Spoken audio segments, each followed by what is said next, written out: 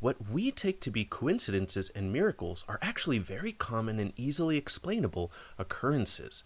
That's quite a large sample space. The law of inevitability simply articulates that something must occur. But why is that profound enough to be dubbed a law of probability? Well, for the reason that, given these over 2.5 million outcomes, if you draw a hand of 5 cards, one of these outcomes must obtain. And yet each outcome in and of itself is incredibly and equally unlikely. Consider, again, the case of someone spontaneously recovering from terminal cancer.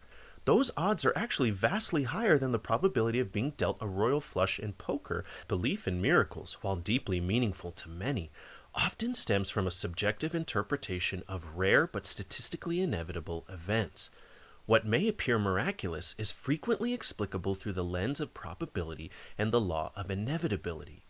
Rare things happen every day, but does that mean miracles never deserve a supernatural explanation? That statistics alone explains them? Well, not so fast. I'm responding to a video that argues the following: that because improbable events are inevitable in big worlds with many chances, you don't need God or any outside agent to explain them. The key move is the principle of indifference. When you have no reason to prefer one possibility, treat them as equally likely. Sounds tidy, but it isn't. Here's the plan. We'll show why indifference almost never applies to miracle claims. We'll use Bayesian reasoning, the tool scientists use, to compare explanations, not just gawk at unlikely events. And then we'll explain specified complexity, why a meaningfully rare event is different from a lucky fluke, and why courts, cryptographers, and other fields of studies already use this idea. The principle of indifference works for symmetric cases, like a fair coin, but miracle assessments are asymmetric. Miracle is one hypothesis. The negation of miracle is a huge disjunction of many alternative natural stories. Treating miracle and not miracle as 50-50 is like flipping a coin between this specific suspect did it and literally anyone else in the world. That's not neutrality, that's just bad modeling. Second, background knowledge breaks symmetry. Historical context, testimonial independence, fulfilled expectations, medical records, these aren't blank states. Indifference applies only under genuine ignorance and clear symmetry. Miracle debates have neither. Science doesn't stop at that was unlikely. It compares how expected the evidence is under competing hypotheses.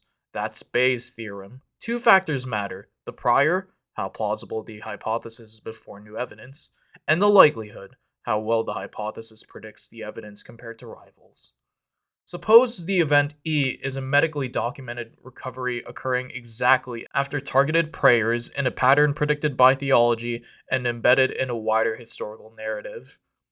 Even with cautious prior for divine action, if evidence is far more expected under theism than under naturalism, the posterior probability shifts towards theism.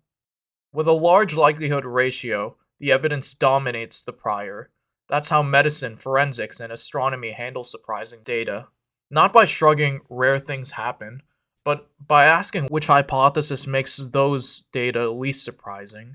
Take a look at this example. In it, both strings are individually unlikely, but one is meaningfully structured. That's the gist of specified complexity: low probability plus an independently given pattern. This isn't fringe at all. Versions of this idea are standard in uncontroversial fields. Miracle claims often appeal not just to rarity, but to structured fit: prophetic expectations, theological purpose, coordinated timing, features that massively raise probability of evidence given the hypothesis relative to evidences given the negation of the hypothesis. Statistical inevitability explains lottery wins. It doesn't explain Shakespeare emerging from dice. To be sure, rare things do occur constantly in large populations. David J. Hand calls this the improbability principle with three caveats. The look elsewhere effect: if you search across enough people, places, and times, you'll find something striking. That dilutes surprise. Selection and reporting: we notice hits, ignore misses. Context ignored: Coincidences lack the theory-laden structure that drives likelihood ratios in favor of agency. So yes, rare doesn't equal supernatural by default, but neither does quote rare happens unquote erase cases where structured evidence dramatically favors an agent explanation. Hume famously downplayed miracles by appealing to their improbability.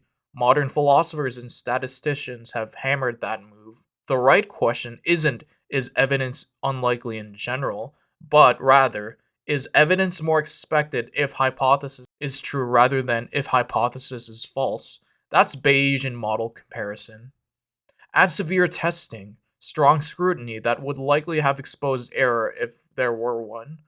When a claim survives adversarial investigation, its evidential weight increases. The misuse of the principle of indifference skips both steps. We shouldn't stack the deck for miracles. We also shouldn't stack it against them by pretending there's symmetry when there isn't, or by collapsing many natural alternatives into one coin flip with miracle. The fair standard is universal. Set defensible priors from background knowledge, calculate likelihoods that reflect structure and predictions, and update honestly. That's how we move beyond slogans like rare things happen to actual reasoning.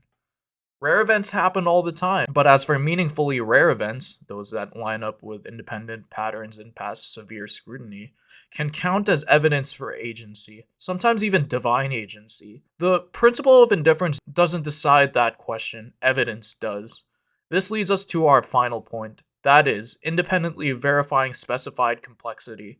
The concept of detecting low probability, high pattern events is widely used in forensic statistics, cryptography and code breaking, anomaly detection and cybersecurity, bioinformatics and genomics, financial fraud detection, and the search for extraterrestrial intelligence without invoking intelligent design arguments. These fields do not infer intelligence per se, only that an event deviates significantly from expected random patterns. The statistical logic to define anomalous, for the purposes of robust hypothesis testing, is simply low probability and independently defined pattern.